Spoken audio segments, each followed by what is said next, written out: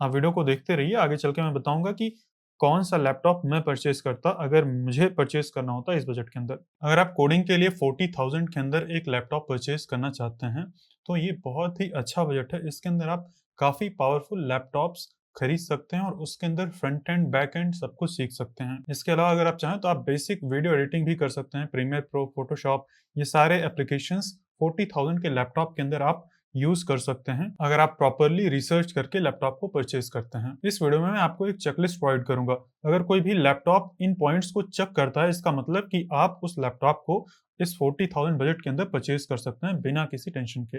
और उसके साथ-साथ मैं आपको लैपटॉप्स भी बताऊँगा कि कौन से एग्ज़ैक्ट लैपटॉप्स आप 40,000 बजट के अंदर परचेज़ कर सकते हैं।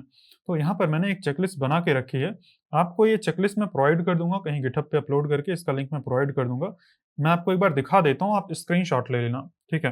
वीडियो को पॉज़ करके स्क्रीनशॉट ले लेना। अगर किसी लैपटॉप के अंदर इन सभी प्रोसेसर्स में से कोई एक प्रोसेसर है या इससे अबव रेंज का प्रोसेसर है, तो आप उस लैपटॉप को आराम से परचेज़ कर सकते हैं। और इसके साथ-साथ आपको मिनिमम 16 जीबी रैम खरीदनी है। 16 जीबी हो तो अच्छा है, 32 जीबी भी अगर मिल जाए तो और भी अच्छा है। लेकिन इस रेंज में ज़्यादातर 16 जीबी ही मिलेगा, 32 जीबी नहीं मिलेगा। आपको ये देखना है कि DDR4 होनी चाहिए या DDR5। अगर DDR5 है तो ज़्यादा अच्छा रहेगा। और जो हमारा स्टोरेज है वो 512 जीबी होना चाहिए, ठीक है? 512 जीबी मिनिमम होना चाहिए, हार्ड डिस्क नहीं होना चाहिए उसके अंदर, और 1 टीबी का स्टोरेज अगर मिल जाए तो वो और भी अच्छा है। इसके अलावा डिस्प्ले 14 या इंच या 15 इंच आपके प्रेफ़रेंस के अकॉर्डिंग हो सकता है, और ये फुल एचडी डिस्प्ले होना चाहिए। फुल एचडी डिस्प्ले और आईपीएस डिस्प्ले हो तो और भी अच्छा है। आईपीएस के साथ-साथ अगर आईपीएस इक्विवेलेंट डिस्प्ले हो तो वो और भी अच्छा है, उसके कलर ज़्यादा अच्छे रहेंगे। और अपग्रेडेबिलिटी अगर हो, अगर हम रैम को अपग्रेड कर सकें तो वो अच्छा है। आफ्टर सेल सर्विस अगर अच्छी हो, अगर नहीं, आफ्टर सेल सर्विस ज़्यादा ज़रूरी है। आफ्टर सेल सर्विस अच्छी ही होनी चाहिए, ठीक है? तो ये चेकलिस्ट मैं प्रोवाइड कर दूँगा, आप इसको देख लेना। अब मैं आपको एक-एक करके लैपटॉप्स दिखाता हूँ। तो यहाँ पर मैंने कई सारे लैपटॉप्स ओपन कर लिए हैं लाइन से, और एक-एक करके मैं सभी लैपटॉप्स बताऊँगा। तो हमारा जो फर्स्ट लैपटॉप है वो है लेनोवो का आइडियापैड स्लिम 1। इसके अंदर हमें राइज़न 5 हेक्सा कोर 5500U ये वाला प्रोसेसर मिलता है। काफ़ी अच्छा प्रोसेसर है, काफ़ी अच्छा लैपटॉप है इस प्राइस रेंज के अंदर, और ये 35,000 का, मतलब 36,000 का ये मिल रहा है। तो 40,000 के अंदर आप इसको आराम से खरीद सकते हैं, और सेल्स के अंदर हो सकता है और भी कम हो जाए। और इसके अंदर 16 जीबी रैम है, 512 जीबी एसएसडी है। और हर एक लैपटॉप का लिंक मैं वीडियो के डिस्क्रिप्शन में प्रोवाइड कर दूँगा। फ्लिपकार्ट का भी लिंक, अमेज़न का भी लिंक, दोनों का लिंक मैं वीडियो के डिस्क्रिप्शन में प्रोवाइड कर दूँगा। आप वहाँ से आराम से परचेज़ कर सकते हैं। अब हम आगे बढ़ते हैं। नेक्स्ट जो हमारा लैपटॉप है वो भी लेनोवो का है। तो मैंने लाइन से ब्रांड वाइज़ यहाँ पे लैपटॉप्स को ओपन करके रखा है। पहले हम लेनोवो के लैपटॉप्स देखेंगे, फिर दूसरे ब्रांड्स के देखेंगे। लेनोवो का नेक्स्ट है लेनोवो V14। इसके अंदर हमें कोर i5 12th जेन प्रोसेसर मिलता है। ये भी काफ़ी पावरफुल प्रोसेसर है। ये उससे ज़्यादा पावरफुल प्रोसेसर है जो हमने पहले देखा था, और इसका प्राइस 42,000 है, लेकिन सेल के अंदर 40,000 के अंदर आ जाएगा ये, तो आप सेल के अंदर इसे ले सकते हैं, या फिर यहाँ पे क्रेडिट कार्ड का भी ऑफर है, 4,000 का आपको ऑफर मिल जाएगा अगर आप एसबीआई का क्रेडिट कार्ड यूज़ करते हैं तो। और इसके अंदर 16 जीबी रैम है, 512 जीबी एसएसडी है, और ये 14 इंच वाला वेरिएंट है। इसका आप देख लेना, अगर 15 इंच वाला वेरिएंट अगर आपको चाहिए तो आप वो भी ले सकते हैं। इसके अंदर एमएस ऑफिस इंक्लूडेड रहता है, ठीक है? इसके अंदर देख लेते हैं, इसके अंदर भी एमएस ऑफिस इंक्लूडेड था, जो पहला वाला था। फिर जो नेक्स्ट लैपटॉप है, उसका नाम है लेनोवो आइडियापैड 1। इसके अंदर राइज़न 7 प्रोसेसर है। Risen 7 octa core 5700U। ये काफ़ी ज़्यादा पावरफुल प्रोसेसर है, लेकिन आप कंपेयर कर सकते हैं दूसरे प्रोसेसर से। कई बार एग्ज़ैक्टली राइज़न 7 जो होता है वो राइज़न 5 से कई बार पावरफुल नहीं होता अगर पुराना वेरिएंट होता है तो। लेकिन ये काफ़ी ज़्यादा पावरफुल है, उन सभी के टक्कर का प्रोसेसर है, और इसकी जो क्लॉक स्पीड है ये भी काफ़ी ज़्यादा है। ये 16 जीबी और 512 जीबी के अंदर ये भी आता है, ठीक है? तो ये भी काफ़ी अच्छा है, इसको भी आप कंसिडर कर सकते हैं। ये अभी 43,000 दिखा रहा है, लेकिन सेल के अंदर आपको और भी कम दाम में ये मिल जाएगा, ठीक है? नेक्स्ट मैं दिखाता हूँ। नेक्स्ट ये है लेनोवो का थिंकबुक। थिंकबुक्स काफ़ी पावरफुल होते हैं और काफ़ी ड्यूरेबल होते हैं। ये 16 इंच वाला थिंकबुक है, और इसका प्राइस 46,000 दिखा रहा है। अगर सेल के अंदर ये 40,000 के अंदर आ जाता है तो आप इसको आराम से ले सकते हैं, और इसके अंदर एचएस सीरीज़ का प्रोसेसर है, जो कि यू सीरीज़ के प्रोसेसर से बेटर रहता है। यहाँ पर जैसे ये बार-बार ये ड्रॉप डाउन ओपन हो जाता है तो पूरा दिखता ही नहीं है। तो ये यू सीरीज़ का प्रोसेसर है ना, इससे बेटर होता है एचएस सीरीज़ का प्रोसेसर। तो ये प्रोसेसर आप कंसिडर कर सकते हैं, ये ज़्यादा पावरफुल होता है, ठीक है? इसके अंदर 16 जीबी रैम है और 512 जीबी एसएसडी है। और भी आप इसके बारे में पढ़ सकते हैं, देख सकते हैं। तो इसका भी लिंक मैं डिस्क्रिप्शन में प्रोवाइड कर दूँगा। अब आते हैं हम डेल के लैपटॉप के ऊपर। तो यह है डेल इंस्पिरॉन 3535, ठीक है। इसके अंदर राइज़न 5 753U, ये भी काफ़ी अच्छा पावरफुल प्रोसेसर है। अगर आप रिलायबल ब्रांड के साथ जाना चाहते हैं, जैसे कि डेल, लेनोवो भी रिलायबल है, काफ़ी रिलायबल है। मैं खुद लेनोवो को यूज़ करता हूँ, काफ़ी अच्छा है, लेकिन डेल की ज़्यादा क्रेडिबिलिटी होती है। तो इसके अंदर भी 16 जीबी रैम और 512 जीबी एसएसडी मिलती है, काफ़ी अच्छा ये भी। आप सेल में देखना, क्या पता इसका प्राइस कम हो जाए।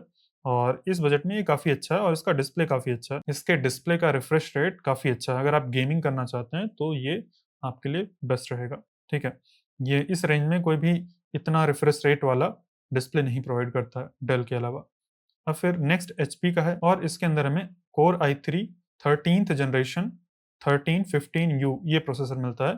तो ये बेटर प्रोसेसर है, लेकिन और सभी के कंपैरिजन में उतना अच्छा नहीं है।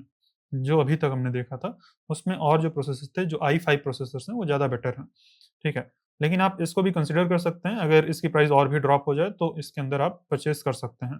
16 जीबी का रैम है और 512 जीबी की मेमोरी है। इसके अंदर भी आप प्रॉपर कोडिंग कर सकते हैं, फ्रंट एंड बैक एंड सब कुछ कर सकते हैं। ये प्रोसेसर काफ़ी अच्छा है, लेकिन कंपैरेटिवली दोनों से कम अच्छा है, ठीक है। बाकी और प्रोसेसर से काफ़ी अच्छा है, काफ़ी लेटेस्ट प्रोसेसर है और पावरफुल भी है, ठीक है। तो इसके अंदर भी हमें एमएस ऑफिस मिलता है और काफ़ी अच्छी बिल्ड क्वालिटी होती है, इनकी सर्विस भी काफ़ी अच्छी होती है। तो आप इसको भी कंसिडर कर सकते हैं, अगर आपको ब्रांड स्पेसिफिक जाना है। नहीं तो इससे भी अच्छे-अच्छे लैपटॉप्स हैं। मैं आपको, आप वीडियो को देखते रहिए, आगे चल के मैं बताऊँगा कि कौन-सा लैपटॉप मैं परचेज़ करता अगर मुझे परचेज़ करना होता इस बजट के अंदर। अब नेक्स्ट लैपटॉप है आसूस का। यह है आसूस एक्सपर्ट बुक। इसके अंदर भी सेम प्रोसेसर है जो एचपी के अंदर था। इसका प्राइस भी लगभग सेम ही है, 37,000 और 16 जीबी 512 जीबी एसएसडी मिलती है। इसकी बिल्ड क्वालिटी बहुत मजबूत है, मतलब ये अगर टेबल से गिर जाता है तो ये टूटेगा नहीं। ये ब्रांड क्लेम करता है और बहुत सारे लोगों ने टेस्ट भी करके देखा है। काफ़ी मजबूत है, काफ़ी मिलिट्री ग्रेड सर्टिफिकेशन है और पावरफुल भी है। कोडिंग के लिए इस बजट के अंदर काफ़ी अच्छा है ये, आप इसको कंसिडर कर सकते हैं। और सेल के अंदर क्या पता और भी सस्ता हो जाए। और एक्सपर्ट बुक का i5 वेरिएंट भी आता है, लेकिन वो फिर 40,000 से ऊपर चला जाता है, 45 या ऐसे रेंज में चला जाता है। तो आप उसको भी कंसिडर कर सकते हैं, अगर आपका बजट उतना है, आप देख लेना, सेल में क्या पता उसकी भी प्राइस कम हो जाए। तो आप इसको भी कंसिडर कर सकते हैं, आप सर्च करना आसूस एक्सपर्ट बुक i5, तो आपको i5 का वेरिएंट भी ये मिल जाएगा, ठीक है। अब मैं दिखाता हूँ नेक्स्ट आसूस का ही है, आसूस का वीवोबुक 15। इसका जो कीबोर्ड है ये बैकलिट कीबोर्ड है और सभी का मैंने देखा नहीं कि बैकलिट कीबोर्ड है कि नहीं, लेकिन बैकलिट कीबोर्ड काफ़ी हेल्पफुल रहता है, अगर आप अंधेरे के अंदर टाइपिंग करते हैं, तो बहुत हेल्पफुल रहता है वो। इसके अंदर काफ़ी अच्छा प्रोसेसर है, i5 12 Gen 1235U ये वाला प्रोसेसर है, 16 जीबी की रैम है, 512 जीबी की एसएसडी है। तो ये भी काफ़ी अच्छा है, इसको भी आप देख सकते हैं, कंसिडर कर सकते हैं। 15 इंच की स्क्रीन है और इसका आप देख लेना, यहाँ पे रिव्यूज़ भी आप पढ़ सकते हैं, जो भी आप लैपटॉप लेना रिव्यूज़ पढ़ लेना, ठीक है। डिस्प्ले इसका उतना अच्छा नहीं है, ये डिस्प्ले की रेटिंग थोड़ी कम है, लेकिन परफॉर्मेंस वाइज़, बैटरी वाइज़ काफ़ी अच्छा है। बैटरी भी इसकी अच्छी नहीं है, यहाँ पे बैटरी भी अगर मैं देखूँ तो बैटरी डिस्प्ले से भी कम अच्छी है। तो अगर आपको बैटरी चाहिए तो आप दूसरा देख लेना। और अगर मैं लैपटॉप की बैटरी की बात करूँ तो मुझे लैपटॉप की बैटरी बैकअप से ज़्यादा फ़र्क नहीं पड़ता है, क्योंकि लैपटॉप्स को ज़्यादातर मैं पावर प्लग करके ही चलाता हूँ, ठीक है? प्लग इन कर देता हूँ और उसी से चलाता हूँ। जब आप प्लग करके चलाते हैं तो आपकी बैटरी की लाइफ़ भी इंक्रीज़ होती है और आपका जो लैपटॉप का परफ़ॉर्मेंस है वो भी मैक्सिमम मिलता है। तो मैं भी आपको सजेस्ट करूँगा कि डायरेक्टली प्लग इन करके चलाइए। जब तक आप ट्रैवल नहीं करते हैं, इधर-उधर जब जब तक जाते नहीं हैं, अगर आप घर से ही यूज़ कर रहे हैं तो आपके लिए बैटरी उतना मायने नहीं रखती है। और ज़्यादातर जो पावरफुल लैपटॉप्स होते हैं उनकी बैटरी ज़्यादा अच्छी होती ही नहीं है, ठीक है? तो अगर आप पावरफुल लैपटॉप चाहते हैं तो बैटरी को ज़्यादा ध्यान में मत रखिए, अनटिल अनलेस आप बैटरी के ऊपर ज़्यादा रिलाई ना करें। अगर आप घर पे ही रह रहे हैं तो आप डायरेक्टली सीधा पावर कॉर्ड से कनेक्ट करके चलाइए। इसके ऊपर भी मैं एक वीडियो बना दूँगा कि बैटरी लाइफ कैसे इम्प्रूव करें, ठीक है? किस तरह से हम यूज़ करें कि हमारा जो लैपटॉप का बैटरी है वो इम्प्रूव रहे, ठीक है? हमें डायरेक्टली बैटरी के ऊपर नहीं यूज़ करना चाहिए, ठीक है? तो ये हो गया हमारा ये asus वाला लैपटॉप। अब आता है एसर का लैपटॉप। तो ये है हमारा next laptop, Acer Aspire light. इसके अंदर एएमडी राइज़न का हेक्सा कोर ये प्रोसेसर मिलता है, 5625U। ये वाला प्रोसेसर भी काफ़ी अच्छा है इस रेंज के अंदर। और सबसे अच्छी बात ये है कि यहाँ पे 16 जीबी के साथ-साथ 1 टीबी की एसएसडी मिल रही है। 1 टीबी की एसएसडी इस रेंज में केवल एस्पायर ही प्रोवाइड कर पा रहा है। ठीक है? तो आप इसको भी देख सकते हैं, इसको भी कंसिडर कर सकते हैं। अब मैं नेक्स्ट दिखाता हूँ। नेक्स्ट कौन-सा है? Acer Aspire AMD risen 5। इसके अंदर में राइज़न 5 का हेक्सा कोर प्रोसेसर, ये 7430U ये वाला मिलता है। ये उससे बेटर प्रोसेसर है। जो हमने अभी देखा ना, इससे बेटर है और यहाँ पर भी 1 टीबी की एसएसडी मिलती है। तो ये भी काफ़ी अच्छा लैपटॉप है, इसको भी आप देख सकते हैं। और इसके अंदर शायद एमएस ऑफ़िस नहीं मिलता है, यहाँ पे मेंशन नहीं है, तो एमएस ऑफ़िस यहाँ पे नहीं मिलेगा, ठीक है। बाकी चीज़ आप और एक्सप्लोर कर सकते हैं, तो अगर आपको कोडिंग करना है तो आपको एमएस ऑफ़िस से कोई फ़र्क नहीं पड़ना चाहिए, ठीक है। अब नेक्स्ट हम देखते हैं, तो नेक्स्ट है एसर एस्पायर 3। इसके अंदर हमें इंटेल कोर i5 13th जेन 1334U ये प्रोसेसर मिलता है। इसके अंदर 16 जीबी रैम और 512 जीबी एसएसडी ये मिलती है। तो ये भी काफ़ी अच्छा है। ये प्रोसेसर काफ़ी ज़्यादा पावरफुल है। अब फिर नेक्स्ट आता है ये प्रोसेसर। इसका लैपटॉप का नाम है एसर एस्पायर लाइट। इसके अंदर i5 12th जेन 12450H प्रोसेसर मिलता है और ये सबसे ज़्यादा पावरफुल प्रोसेसर है इस रेंज के अंदर। और इसके अंदर हमें 16 जीबी 1 टीबी की एसएसडी मिलती है। अगर आपका बजट यहाँ तक स्ट्रेच कर सकता है या फिर सेल के अंदर इसका प्राइस कम हो जाएगा, तो आप ये कंसिडर करना, ये काफ़ी पावरफुल प्रोसेसर है। इसके अंदर आप आराम से वीडियो एडिटिंग और हैवी कोडिंग आराम से कर सकते हैं। इसके अलावा भी मैंने जो भी लैपटॉप्स बताए हैं, आप उसमें से कोई भी लैपटॉप चूज़ कर सकते हैं और आपका चॉइस गलत नहीं होगा। सारे लैपटॉप्स अपने प्राइस रेंज में अच्छे हैं। इसकी प्राइस ज़्यादा है, इसीलिए इसकी परफॉर्मेंस ज़्यादा है। ऐसा नहीं है कि ये परफॉर्मेंस कुछ ज़्यादा अलग से दे रहा है, प्राइस भी ज़्यादा है इसकी, ठीक है? तो सही है, मुझे उम्मीद है कि आपको ये वीडियो अच्छी लगी होगी। और अगर आप लैपटॉप खरीदते हैं, उसके बाद आप कोडिंग सीखना चाहते हैं, तो फ्रंट एंड और बैक एंड दोनों आप मेरे चैनल से सीख सकते हैं। आप मेरे चैनल के ऊपर जा सकते हैं। ये फ्रंट एंड की पूरी प्लेलिस्ट है, इसके अंदर मैंने बहुत ही डिटेल में फ्रंट एंड डेवलपमेंट सिखाया है। 105 घंटे का ये पूरा कोर्स है। तो आप इसके थ्रू आप आराम से कोडिंग ज़ीरो से स्टार्ट कर सकते हैं और एडवांस तक जा सकते हैं। ठीक है? तो सही है, मुझे उम्मीद है कि आपको ये वीडियो अच्छा लगा होगा। आप ऐसे ही सीखते रहिए, पढ़ते रहिए। हम लोग मिलते हैं नेक्स्ट वीडियो में।